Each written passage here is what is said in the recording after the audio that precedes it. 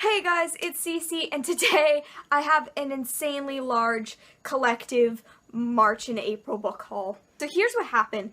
I didn't get enough books in March, I felt I didn't get enough books in March to warrant a book haul, and so I was like, it's fine, I won't do a book haul, I'll do a collective one at the end of April. And then, I don't know what happened, I didn't buy most of these, but somehow I have the most insane stack of books that I've possibly ever had for a book haul. This is over 2 months of time. I didn't buy most of these. A lot of them were gifts and ARCs, and I don't even know. So we're gonna start, because we have so many books to get through. It's crazy. I should leave this jacket pop sometimes. Make myself look real cool. So the first book that I purchased way back at the beginning of March, I think, was Scott Pilgrim Gets It Together by Bryan O'Malley. I have been reading the Scott Pilgrim books slowly but surely, and this is number 4 in the graphic novel series. This is kind of what the inside looks like, if you're curious. I love the movie, I've been reading the books. I had 1 and 3, and so it was time to get 4. So, I got 4. And hopefully I'll be reading it this month, is the plan. The next book is another one I bought. I don't remember why I bought this. I bought it as a reward for something. I remember I had just gone dress shopping to go to a wedding, and I hate dress shopping because I'm really short and trying on dresses never goes well for me, and so it had been a very difficult day of not feeling 100% great about myself. I did find one. I found a romper. I had a great time at the wedding, but at the end I was like, I deserve to get a book for myself because this was a long, hard day for me. And the book that I decided to get was Alex as Well, and this is by Alyssa Brugman. I had my eyes on this book for a while. I kept seeing it at Barnes & Noble, and I just finally decided to get it. It is a book about an intersex teen. I had not read one of those since None of the Above, and this just kept calling to me. It's short, and it looks like it could be really interesting, and I've been wanting to read another book about an intersex character, so I picked this one up as a reward for myself. Over the past 2 months, I have received 4 different books as review copies, whether that's ARCs or full copies that are for review, so now I'm going to show you those. The first 2 of those were each from Albert Whitman and Company, and you saw both of them in my April wrap-up, and the first one was Dig Too Deep. This is by Amy Allgeyer. It is a young adult mystery book that I didn't feel that passionate about, but you can go and watch my April wrap-up if you're curious. It's just a mystery book about a girl who moves in with her grandmother after her mother is put in prison for a protest, and there's some stuff going on in the town that no one else will acknowledge, and she's gonna get to the bottom of it. The other one that Albert Whitman and Company sent me was South of Sunshine, and this one was by Dana Elmendorf.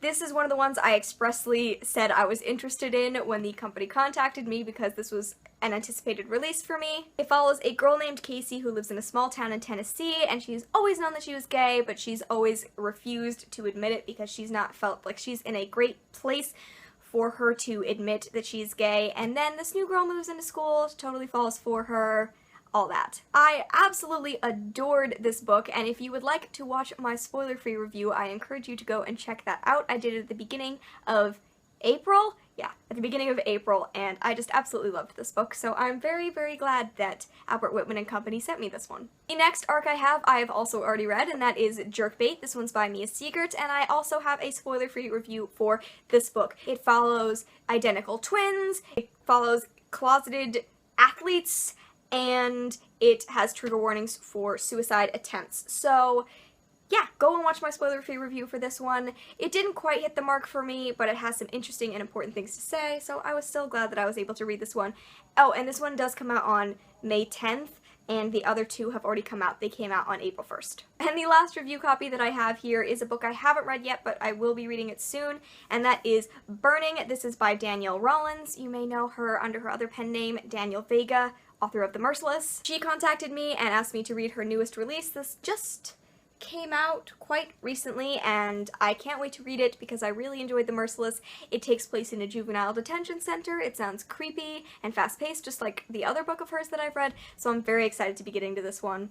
I actually really like the cover of this, and I appreciate the fact that underneath it is a green hardcover because I don't think I have a lot of green hardcovers, so that's kind of fun, but I can't wait to read this one. Now we're going to go back to another one that I've purchased and already read, and that was actually a pre-order, which is incredibly rare for me. I never pre-order books, but the book that I pre-ordered in March was A Tyranny of Petticoats, and this is an anthology edited together by Jessica Spotswood. There are lots of fantastic young adult authors in here with stories including Mary Lou, Marissa Meyer, Beth Revis, Lindsay Smith, Robin Talley, Leslie Walton, Elizabeth Wine, and lots of others. Plus, Jessica Spotswood does have a story in here, although it's actually my least favorite of the bunch. This is a collection of short stories. They are all historical fiction short stories following female main characters. The subheading of it is Belles, Bank Robbers, and Other Badass Girls, so that's kind of what you're getting yourself into.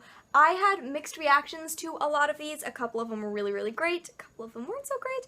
But I did enjoy this book quite a lot, so I'm very glad that I decided to pre-order it. In March, I had my birthday, and unlike a lot of other booktubers, I don't get that many books for my birthday. I mainly get money, and then I can buy my own books if I'd like to. But Janelle did get me 2 books for my birthday that I absolutely love. The first of those is This One Summer, and this is by Jillian and Mariko Tamaki.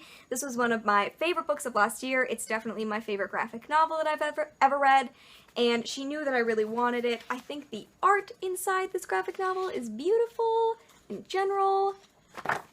I read it from the library and I didn't have my own copy, so I'm so glad that she decided to get me this, and I'm so glad that I finally have my own copy of it. She also got me, I've pointed this out in a few videos, Grimm's Fairy Tales, the selected stories illustrated by Yann Legend. This is a great collection. I've shown it off plenty of times. It has writing on the edges of the pages, which is so cool. Plus the illustrations in here are gorgeous. I'm gonna show off a different illustration every time I show off this book. Ooh. I loved reading this. I love seeing Grimm's Fairy Tales illustrated. There were some new ones, there were some old ones, and I thoroughly enjoyed reading this. I also wanted to show off the other thing that she got me for my birthday because I think it's the best. She got me the complete first and second seasons of Scooby-Doo, Where Are You?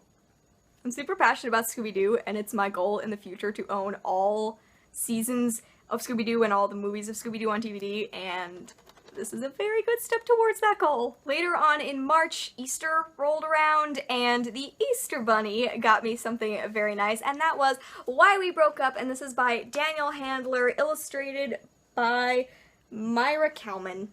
I've been wanting to read this for literal years of my life, and I can't wait to do it. It is a series of vignettes that start with a series of they start with art, and then there is a vignette, and each one is a story about this couple, and the whole story overall is kind of about why they broke up.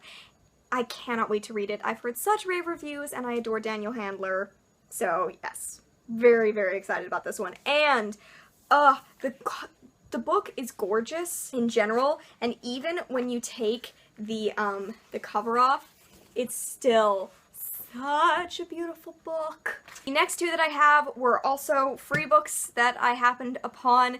A girl from Sourcebooks came and talked to us at my university and talked about how she got a job as an editorial assistant, and she brought some Sourcebooks books with her that we were encouraged to take, so I took a couple. I don't know how excited I am about either of these, to be honest.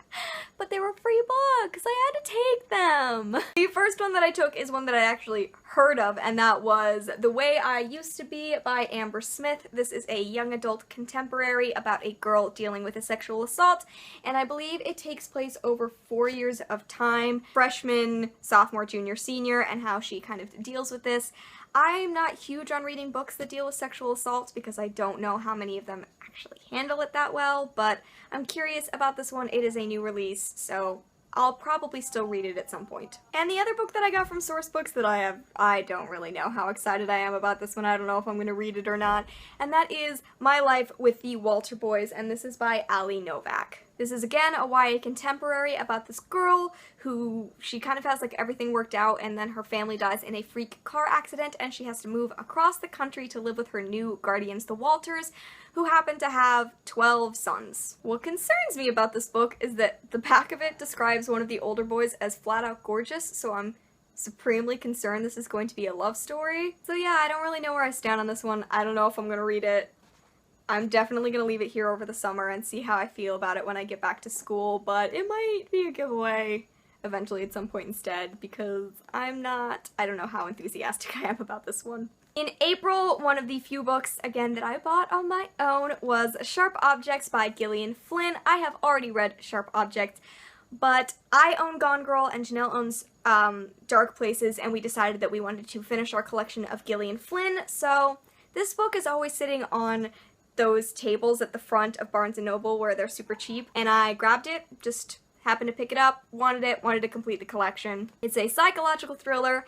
I thoroughly enjoy it. It's actually my second favorite Gillian Flynn book. I know I'm in the minority on that. Most people prefer Dark Places to Sharp Objects, but I actually like Sharp Objects more. But overall, I'm just really excited that I finally get to own my own copy because this was a fantastic book. Then there was one that my mother bought for me, and that's because it was a school book. This is one of the few school books that I'll be keeping. I don't really do hauls of all of my school books at the beginning of the year because most of the time at the end of the year I promptly sell them back to the school store. But this one I am definitely keeping, and that is The Picture of Dorian Gray by Oscar Wilde. I really enjoyed it, and I thought I would when I bought it on Amazon, when my mom bought it for me on Amazon. I just really felt like I was going to keep this, and I've since read it. I wrote my final paper on it because I thought it was so interesting, and it's just, I definitely think that it's a book I'll reread, so I decided to keep this copy of it. I might get a better copy in the future. This is a weird copy. It was printed by somewhere called Soho Books, and it appears it was printed the day I ordered it. So I might look for a nicer copy in the future, but for now I definitely really am glad that I have this copy. I swear we're winding down. I bought the next couple of comics I have, and then I have a couple more that were given to me. So the single issue comics that I have, the first of those is Bitch Planet, and this is number 7 in the series. I haven't read it yet, but I have read 1 through 6. I adore this comic series. And I haven't read this yet, actually, because it's President Bitch Part 1, and I kind of want to have Part 2 before I jump into this. Because sometimes it sucks to only have a single issue of this to read at a time. I also, last time I was at the comic book store, just grabbed a couple of single issue comics. I like to do that just to check out new stories, see if I would be interested in continuing on. And one of the ones that I just got was Aether and Empire. This just looked really interesting. It has a steampunky pirate kind of feel, and the art looks really interesting. So yeah, I'm not really sure if I'm gonna like this yet, but it looked really cool, and I happened to pick it up. So yeah. And the last single issue comic that I picked up was Goldie Vance. This is number 1 of 4. It was published by Boom Comics, and they are the publishers of Lumberjanes, which we know I'm passionate about. It just looks super cute, and it looks like a teen investigator story. The art's super cute. I love mysteries and teen investigators. I started reading because of Nancy Drew, and this seems to have a very similar vibe, so I'm super excited about this one. I wanted to ask at this point, would you guys be interested in me splitting up and doing a separate wrap-up for like graphic novels and comics instead of including them in my monthly wrap-ups? Because I have lots to read this month, and I thought it would be interesting and it would give me more time to talk about all of these. Let me know what you guys think about that. Then I have one trade paperback that I decided to pick up, and that is Paper Girls. This is volume 1. It is by Bryan K. Vaughan, Cliff Chang, Matt Wilson, and Jared K. Fletcher. I was super interested in reading the first single issue comic, and then I saw this one at my comic book store and it was only $10 instead of $15, which is usually what I see as the price for trade paperbacks. It's about these 4 12-year-old girls in the 80s, and they're newspaper delivery girls, and they happen to see something that they shouldn't, and there's like a mystery. The art is to die for, and I cannot wait to read this. Hey, I swear we are on to the last 2 things. These are each given to me by Janelle. We just did a whole, like, reorganization of her room and her shelves and stuff, and she decided that these were 2 books that she didn't really have room for, but she knew I still really wanted to read, so they've been given to me so I can decide if I like them.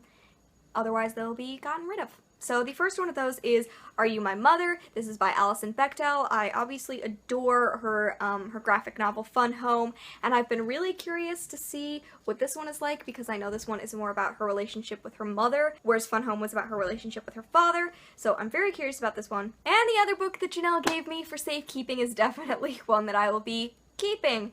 She just didn't have room for it, and I am Even though I don't watch Supernatural anymore, I am too big of a trash can for Supernatural to fully give up this enormous Supernatural coffee table book. It's called The Essential Supernatural on the Road with Sam and Dean Winchester, and as far as I remember, it covers the first 8 seasons of the show, which is great because those are the actual good seasons. If this continued on to 9 or 10, I'd find it much less worthwhile. But this is just, it's full of tons of information from the show, plus there's lots of stuff in here that you can pull out and look at. There's pictures, there's interviews, there's behind the scenes, and you know what, I dedicated too much of my life to Supernatural to see this go away, so I kept it. I couldn't bear to let it go away forever. Okay guys, there you go. That is my insanely huge March and April book haul. I promise I won't do that thing again where I'm like, 8 books isn't enough for a March book haul. No, that's enough. You don't want it to stack up like this. I'm really excited about all of these books. I'm not like upset that I've accumulated this many, except for the fact that I said I wasn't supposed to accumulate any at all. If you have opinions about any of these books, please let me know what they are down below. I'd love to hear about them, and let me know what your favorite book was that you bought in the months of March or April. Thank you so much for watching, and I will see you in another video very soon. Bye!